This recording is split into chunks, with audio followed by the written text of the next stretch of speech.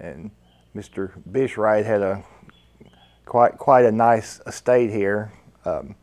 His estate went from Bacchusburg to College Street, and from Pryor Street. I always thought over to Usher Street, but the census that you showed me showed it going all the way to Brand Street, but I don't think that's correct because I know all the Bennett houses were already there. So, but he had that whole 2-block area.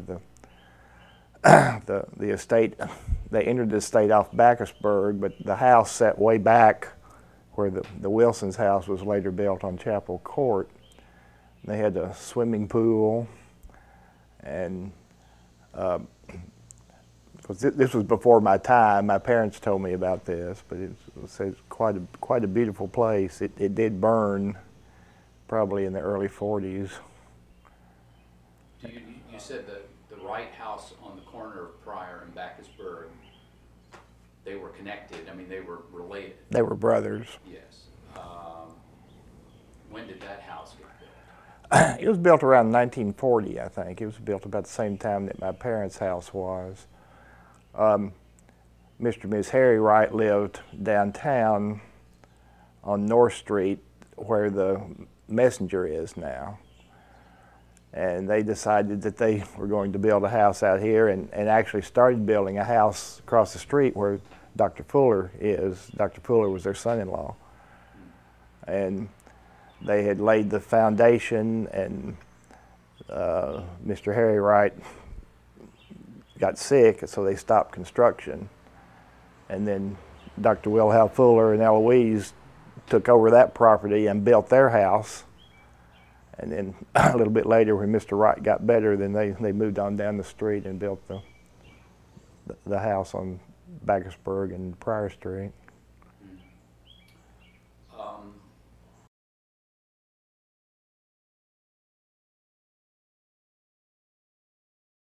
Came later.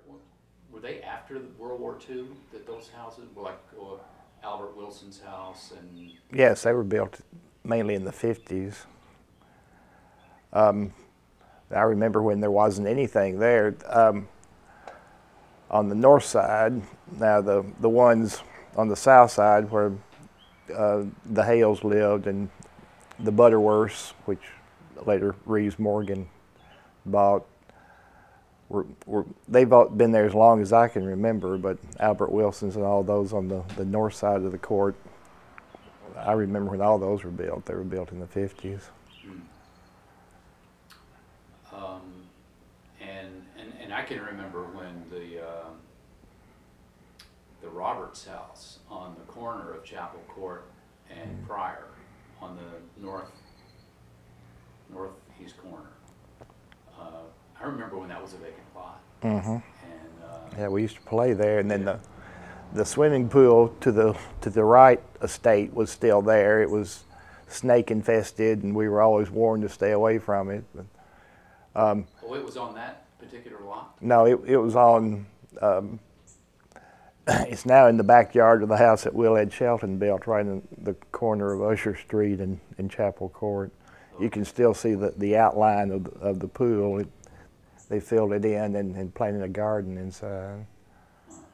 I think the Wrights had a son that drowned in that pool, so my parents told me, and then they never used it again after that. So. And I remember the Wrights' house at Pryor and Bacchusburg had a little fish pond. Mm-hmm. And a gorgeous formal rose garden. Ms. Wright was just a wonderful, wonderful lady, and she had this beautiful rose garden and little greenhouse, and she just would spend hours at a time working in that rose garden. Like that's the last time I saw her. I was walking home from school. I think Beth and I were walking home and walked by her house, and she was standing out in her rose garden just looking around, and she died that night. So I've always regretted not going and speaking to her because she was such a great friend. Yeah. Now your family was basically ensconced in the 500 block of Bacchusburg. Or 700 block. 700, okay, yeah, it runs the other way. And my parents moved there, my grandparents moved there in 1916 when my mother was 6. And did they build the house, or did they have it, or was it existing? It was existing, and I'm not sure how old it was at that time, but I would say it was probably 10 or 15 years old at the time. So.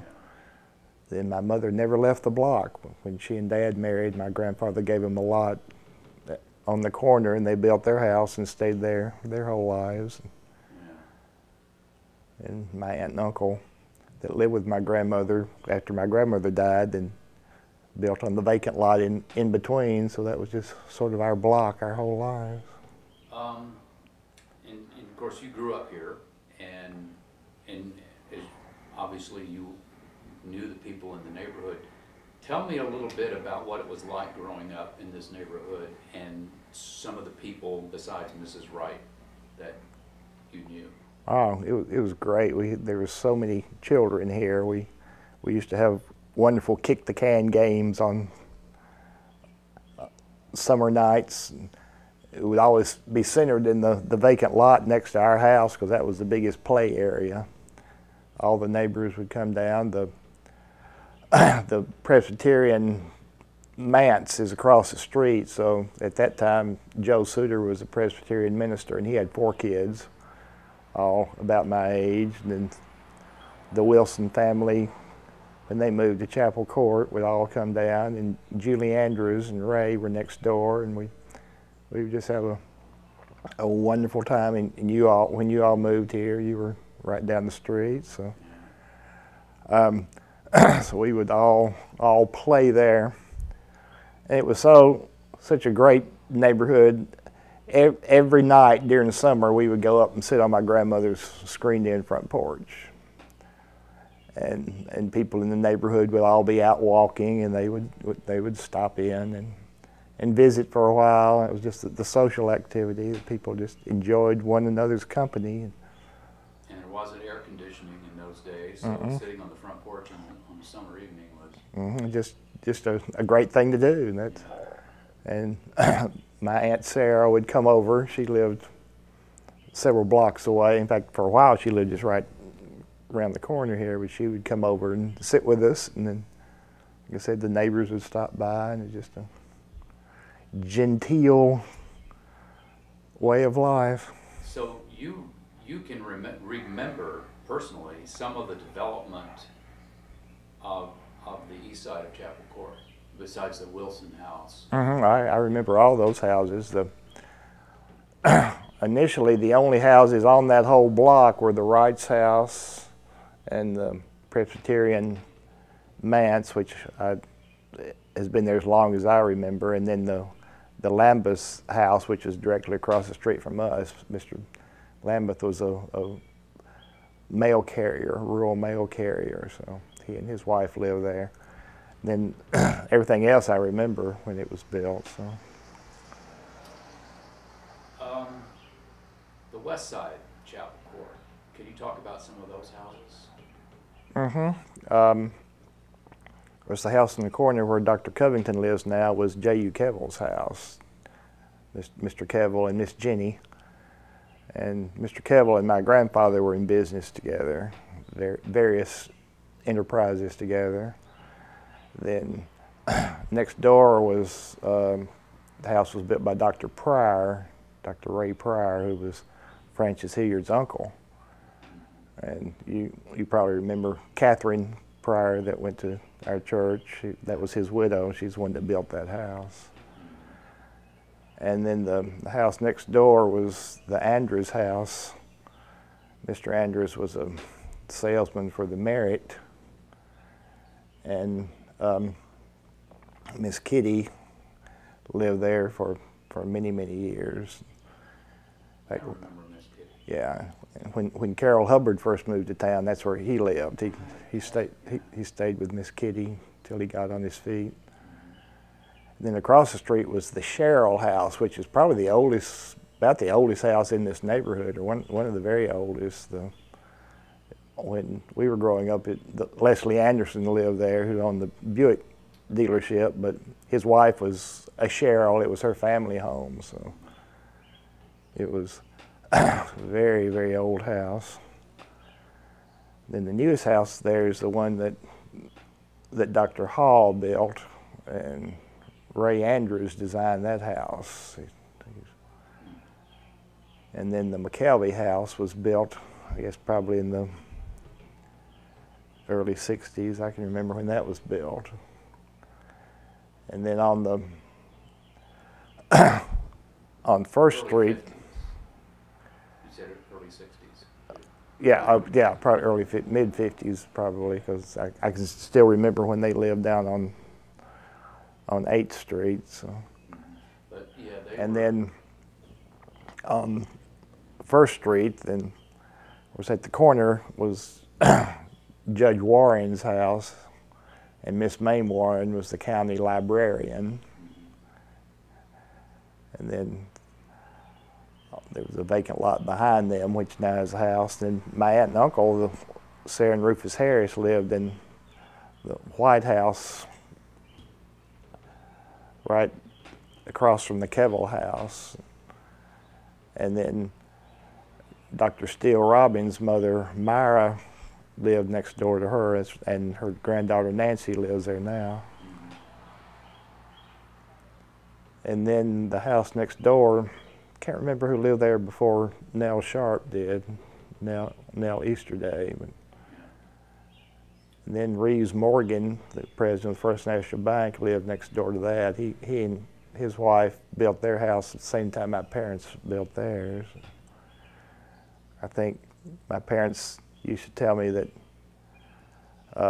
I think our house cost $4,000 to build in 1940, and theirs cost $8,000. Theirs was a much larger house. Then the Normans lived next door, and then the Creasons. The Creason Supply, and Bobby and Billy Brown's grandparents lived there. And then Dr. John Stokes lived in the English-style house on the corner. He was a dentist. Are we still on First Street? Mm-hmm. And then across the street from that was Dr. James T. Fuller's house. He had the whole block. Yeah, and that would be 2 acres? Probably. Because I think these are half-acre lots. And Mildred Fuller, Dr. James's wife, was the daughter of Mr. Usher, who was Mr. Gardner's partner. So the Usher Gardner Corporation. So this was really a neighborhood for Mayfield's establishment. Yeah, pretty much so. And like you said, when your grandparents moved here, it was the country. Mm-hmm. Yeah, all their friends thought they'd lost their mind. They lived on 7th Street. Yeah. So they thought they'd moved way out into the country. And 7th Street is about the oldest residential area, I think. Mm-hmm. Yeah, my grandparents lived right across the street from Lon Carter Barton's, and his was the second oldest house in Mayfield. Yeah. The Anderson house down on North 7th is the oldest, or North 6th.